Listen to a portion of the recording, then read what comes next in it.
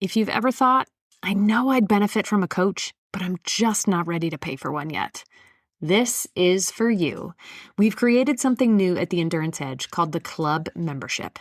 It's for runners and triathletes who want a real training plan created by our expert coaches, people to train alongside, and connection to a serious and seriously fun endurance community without the cost of full coaching.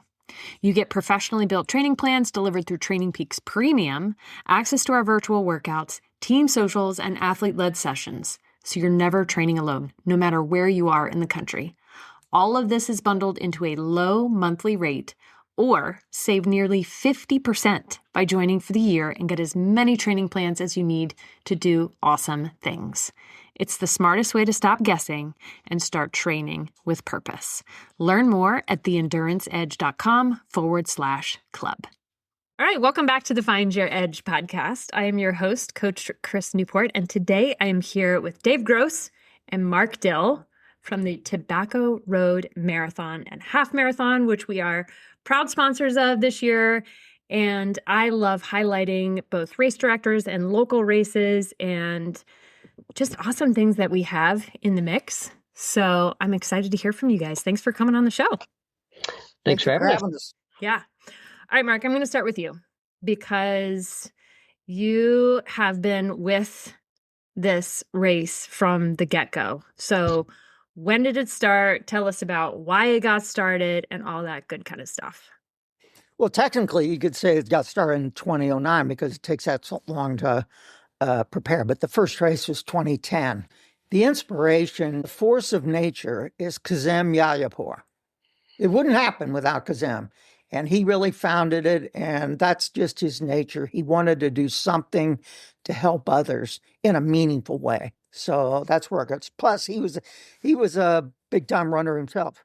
Okay, cool. So helping others, you guys have a ton of beneficiaries. I mean, like, let me list the numbers, right? Well, I think the major beneficiaries, but you're right, we've got a lot. Mm-hmm. But the big boys that get the most money are the Breakthrough, TD1, formerly JDRF, the American Red Cross, Hope for the Warriors, not to be confused with I forget the other one that's national, but this one's based in Wounded Warriors. Oh, yeah. That's great.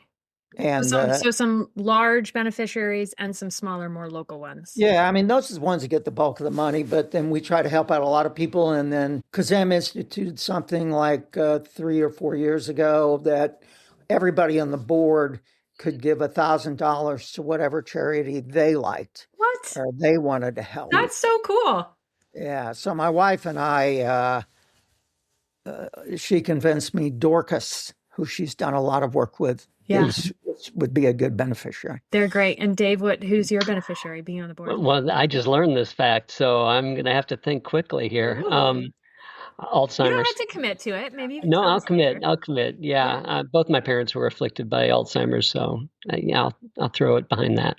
Oh, that's a good one. Yeah, I like the fact that some of the local charities too are beneficiaries included, like the Triangle Rails to Trails and the Wake Park and Recreation. So it kind of gives back to the very course we're running on. Yeah. Thank you, Dave. I omitted to mention them, but yeah, they've been with us a long time, and of course, it's like giving back to the people that tend to the trail, which is essential. Yeah. Okay, so let's talk about the course. Speaking of the trail. Mm-hmm. Because it is Tobacco Road, and a good majority of the course is literally on the Tobacco Trail. Tell us why that makes such a great race. Hint, hint, it's kind of fast. Well, I mean, when you talk about doing interviews, I mean, one of our key talking points is this is the flattest, fastest course in North Carolina, and it is. That's why we qualify 18% of our runners for Boston. So about 21 miles, I think it is of the marathon is on the trail. People like it because it is. It's flat, and there's a lot of undulating terrain around here that can kind of really wear you out. And this one is relatively easy. Yeah. flat, but yet I've been running on it for over a decade now, and I'm still trying to discern when I'm going uphill and when I'm going downhill. But they're there. They're very Yeah, they're there. subtle, and they're at kind of key points in the race that it can wear you out, and you don't even know it because it looks flat and it's got a little bit of a grade to it. So, And you're mostly surrounded by trees. right. You know, it's nice that you're not, I know so many races have to like, okay, well, we're going to take you through this random little neighborhood Yeah. or down this, you know, street. And you're like, why am I running down this random street? It's just so nice that you're like, here I am on the trail, like pretty much the whole time. Yeah, it's shaded. It's shaded most of the way and soft. That's what I was going to say. Yeah. So that matters to me. I, run enough around a neighborhood to know that concrete's hard, and Well, sometimes you Dave, when can't you're escape the 35 like sun. you are, then it doesn't really matter, does it? Right. Yeah. I wish I were 35. Wish I were half that. So flat, Um, fast, great like surface to run on, mhm. body Right. friendly. And it's mixed. So I know some folks sometimes are wary of, well, if it's soft, then, I'm going to lose some traction and so forth. But, there's asphalt in there too. You got to run to the trail. So, and I've never really, I'd really rather have a soft surface it grips well. I think it's a great variety. One thing that makes it different, and you mentioned this, that you're not going through neighborhoods. So in other races, now you see houses, but people come out and, look at all the fools killing themselves. You can get out on the trail and really kind of zone out. And whatever you want to think about, or you want to pray, or whatever, it's more private than most other distance races. Yeah. Peaceful, I would say, Mhm. perhaps. Yeah. And well supported too. Just because, you're on the tobacco road, you guys have great support and aid stations, medals, t-shirts. What else is in the swag? Is there anything Well, anything I else think that I missed? one that's near and dear to many. Mark already mentioned that a lot of BQers in the group, and one thing that I like is that if you BQ, you get a special technical tobacco road shirt that over and above the race shirt that you get a BQ shirt if you qualify. That's really cool. Yeah. And and very don't forget the free beer from Bond Brothers and the free pizza from Papa John's. I mean, that's a form of sponsorship, and that's good stuff. It is. Absolutely. For sure. One thing that I love about y'all's race is that there is a bell at the end. Ding, ding, right? Ding. Yes. So if you, it's like basically like the PR bell, but honestly, like even if it's not a PR, can you still ring the bell? Maybe. Yeah. Yeah. Who's to stop you? That's right. Yeah. I do love that bell. It's so cool. Yeah. And it's not like it's like a gong version of a bell. It's big. It's a big bell. It's cast iron. It's old school. Yeah, definitely. Yeah. And you guys have great music. So I will have to say, this was my one and only marathon. I checked the box. And if you're watching on YouTube and you can hear it, if you're just listening, look at that thing. That thing it's got like a little train. And apparently this year's race is even better. This year's race medal is even better. Yeah, they do. Yeah, they do. Yeah. You guys have great medals. You guys have great music too. Like good music at the end. There's a really good festive experience at the start finish with the beer garden, the tent, the music, the band, people hanging out. Usually nice weather. Last year we did get a little douse of rain at the end, but.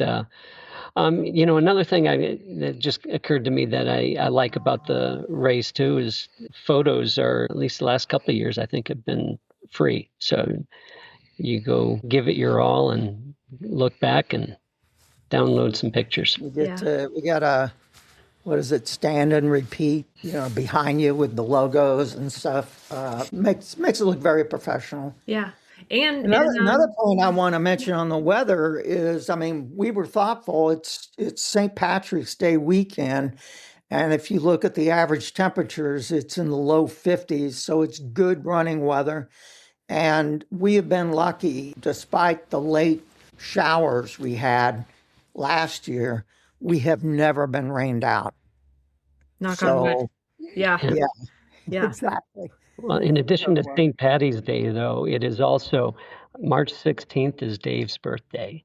Oh, So I mean, that's why that- we are all coming. that's why, yeah. Truly. Yeah. That's just one big Dave Gross birthday party. I celebrated my 10th marathon on my birthday. I've run this 10 times, so 3 times marathons and 7 times half. Oh, that's cool. Yeah. And this year for 2026, it's March 15th. So it's Sunday, March 15th, right? And we'll be at the expo. We're excited about that because we're going to be doing some metabolic testing for cyclists. So if anybody's triathletes or has like friends and family who are, maybe you're doing the race and you've got a friend who's doing it, we're going to be doing some metabolic, taking people's blood.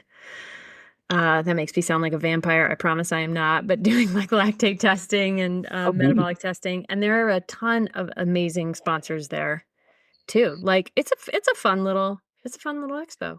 It's a worthy expo for sure. Yeah. Let's talk about size of the race because I very distinctly remember when I ran it with you, Dave, just incidentally. Yeah. I think I found you at like mile 2 or something like that. That's right. And then you left me at mile 25. Yeah. Because someone was being a camel and not executing the fueling and hydration. Even though you're running with a dietitian who's like, hint, hint, cough, Shame cough, on maybe me. it's time to drink.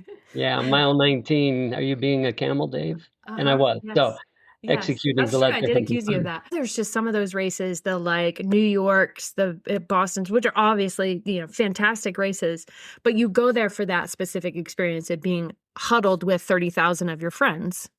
This is not that. I feel like not only is it on the tobacco trail, which is soft and in nature and well shaded, but it's also like you're not shoulder to shoulder. So, but it's also not a small race. So like talk about like size of race and how many runners you guys expect. If we're not the biggest marathon in North Carolina, we are real close. And we have like 1,000 marathon runners. So it gives you a sense of, most of the runners are always in other distances, and especially like the half. So our total runners are about 4,000, and frankly, that's all we can fit on that course. I mean, it is a constraint, and we've got about 3,000 or a little over 3,000 people in the half. So that kind of gives you a sense of the size and so forth. I am impressed that you guys got the permits for all this. Like, how hard was that when you started? Like, I mean, being a race director myself, holy smokes. Kazem is like Wonder Man. He knows how to negotiate. He knows what buttons to press. And he did a great job. And you got to put all that out there to him. And he found the right people to help him. Yeah. If I can add that 4,000 runners on I don't want to call it a type course, but it used to be a railroad, right? So, when you get to the turn where the full marathoners go right and the half marathoners go left, despite being limited space on the trail, it gets dispersed enough that you don't feel claustrophobic. You have enough other runners around you to motivate you. And I enjoyed our conversation. Actually, we were talking about podcasts, Chris, if you recall. Were. Yeah. Oh, I still remember, that was Dave. probably Of course 10 miles. I remember. Yeah. So you never feel too crowded, but you have plenty of good company.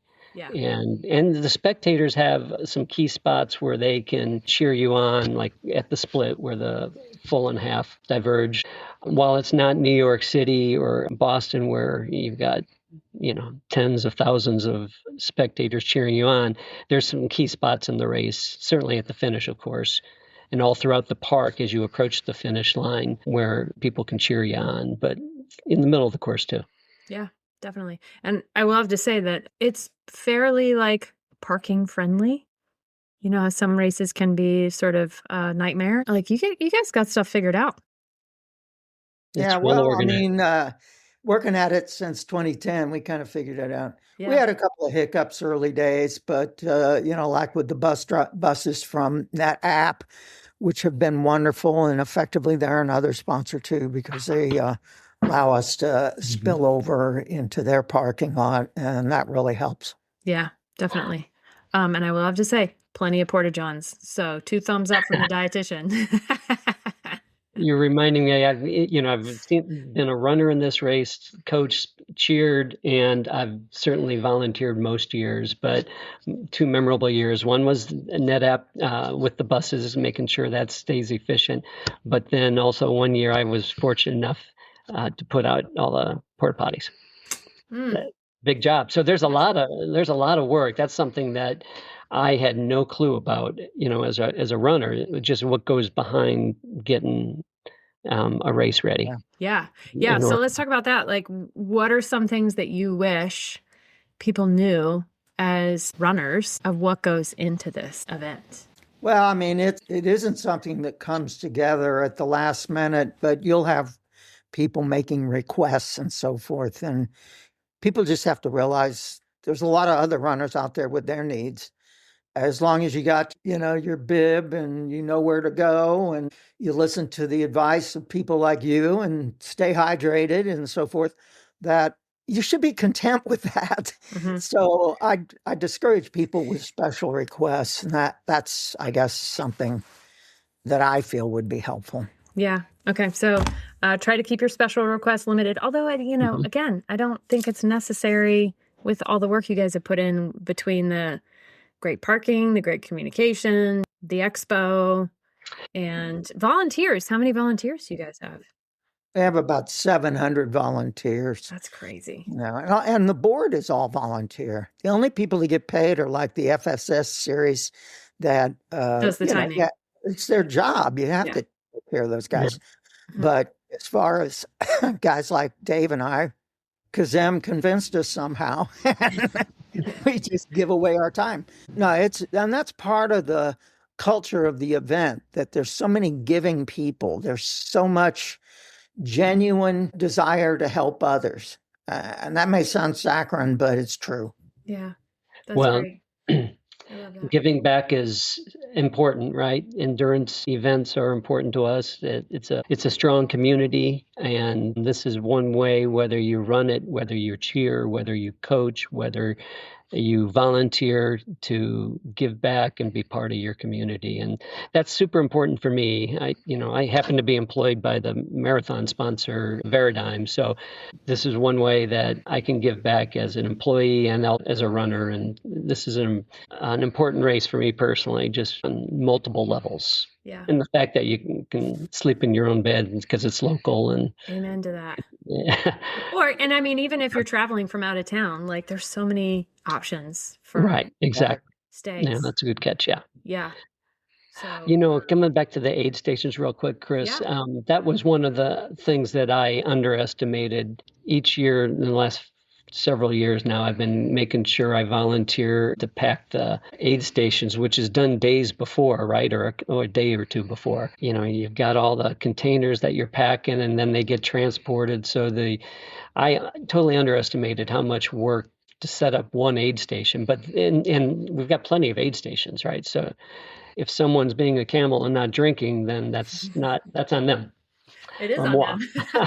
Because there's plenty of water and nutrition on the course. Yes. But packing those aid stations is a big job. You've got, like we already talked about, the bus transportation, the Porta Johns, the music, the volunteers, the board, praying to the weather gods, and police. Right. They have to work with traffic. And don't forget EMS, because we've had some scary incidents, because it just happens with every race. It does. They are very responsive and they take care of our runners when they need it. I love that. Yeah. So if you want to run a race that is not only fast and flat and hopefully cool, it may or may not rain on you, but no guarantees, has a great BQ shirt. A great shirt, a great medal, great post-race beer, food, and heart. It sounds like Tobacco Road Marathon and Half Marathon is right up your alley. So how can people sign up? Well, the touchstone, and thanks for bringing that up, is tobaccoroadmarathon.com. Okay. And if you're curious about all the details, there's so much information in there. We couldn't possibly cover it in this podcast. Yeah. So there's very few questions that I can imagine someone would have that they can't find the answer to there, and you can register there. But the other thing is you can even register at our expo. I think we'll have some spots, and you could come in and register at the expo. But we're all going to be responsible and sign up beforehand, right? Yeah, guys? exactly. That Don't wait kinda for the gets weather back to report. what I said That's earlier. right. I don't want to leave out that in that vein, we have runners from typically we have runners from every state in the country. Maybe only one, but we had a guy come over from Hawaii, and then also some people from Europe. And we have elite runners. Those are the guys that get a little bit of money at the end for their performance. So it's a world-class race. Yeah. In outstanding pace groups too. So Oh, yes. those are well covered. How did Yeah. we forget that? Yeah. So I know there's 2 hours. There's 2:15. Is there like is it by 10 minute? Is like 140, 150, 2 hours? How do you I don't know remember what that? the increments are, but Dave, you It's may on the know. website. Yeah. well, yeah, it's on the website, and I know some of them are kind of centered around making, if qualifying for Boston isn't a goal, then I've got 350 used to be one, 4, whatever. So but it starts low. So Oh yeah, I guess that was the half. Yeah, half. So Yeah, they're half and full pacers. there's half and full Oh, yeah. pacers. Yeah. Yeah. Yeah. So that's something and they do a great job. They really do. They Well, do. and Dave just touched on it. You can easily get caught up in the front runners and, personal goals. But sometimes people's personal goal is just to finish. And I've talked to people and actually convinced them to enter. Oh, I wish I could enter, but I'd be embarrassed. It's like, enter the half marathon. You can walk the distance and you're still going to be coming in ahead of a good number of the marathoners. So the beer's still flowing. Bond Brothers beer's still flowing. Papa John's brings lots of pizzas. So come over and listen to music and, have a good time. Yeah, Mark, I'm glad you brought that up because yes, while you can focus on something like a BQ or just a general PR, but just come because it's a great opportunity to test your fitness in what I feel like is just a prime setup of the Tobacco Road. Yeah, I think a lot of people, and myself included, we're inspired by the people that are really struggling, and it's obvious they're not at an ideal fitness level. But don't give up. Get out there, be active, and who knows where you can go from there. Yeah. Yeah, just Every keep race, moving. I feel like is another experience and opportunity for growth. Well said. Absolutely. Mhm. Yeah. Yeah. Yeah, so I'm glad you brought that up because I've got a bunch of coworkers who aren't used to running. Maybe they want to walk, and so we've got a small group of folks at Veradigm that are going out to, if worst case, walk it. But the most important thing is you just get out and move, and that's what keeps us from rusting, right? Yes. And my Holly Springers, I don't want to forget them, and the Cary folks that they'll be out there in force too. Yeah, I love that. So get out, move your body. Enjoy the amazing Tobacco Road that we are so blessed to have in this area. So whether you're coming in from out of town or you're local from the Triangle, we welcome you to the Tobacco Road Marathon and Half Marathon. Mark Dillon, Dave Gross, let's give everybody a last minute tip who's racing or is like maybe on the fence. Convince them. Let's see what you got. Mark, you go first. Well, my best convincer is if you haven't done it and you want to do it, just enter the half and walk it, and you won't be embarrassed at the end. The key thing is to just and ring the dang bell when you finish, and ring the bell. Yeah. Okay. All right, Dave, what's your tip for anybody who might be on the fence? Well, the big tip is it's still open. It's still available. Yeah. And that's, not to be taken for granted, and that won't be that way for long. So register whether you're going to walk it, whether you're going to run it. I get out there and don't forget to drink and Yes. and maybe eat along the way. That's important. Be sure to hydrate. Hydrate, and I'm a high carber, so Amen to that. Love those high enjoy carbs. your carbs on the. Yes, you will probably see these guys out on race day, I would imagine, and certainly if you do decide to race, come say hi to us at the expo. And maybe I'll have like a little prize at our expo. Like if you signed up because you heard this podcast, I might have to incentivize people a little bit. I'd like to know about that deal. Yeah, Yeah. maybe we'll do an extra like donation, or I don't know. We always got something up our sleeve. So come say hi and come race or come participate if you don't like the word race. Yeah, and start out early, runners, as far as arriving, because it starts at 7, and it's not a huge race, but it's out in a more remote area with narrower roads and so forth. So you really need to, Get there uh, early. don't get caught up with raising your blood pressure over whether or not you're going to make it. Just get out there and I will say that tends to be a common, anybody who's new, they're like, oh, the race starts at 7, therefore I arrive at 6:45. yeah, No, Right. no. no. You got to back that up. You can go take a nap later. Just get there early. Yeah, come Yeah. over to our tent and you can mingle with the other runners and their support base. We probably have a total of nearly 10,000 people that come because most runners have like a support team, one or two other people. So there's a multiplier effect there. I've run over 30 marathons, and I think I've enjoyed the signs at Tobacco Road the most, Yeah.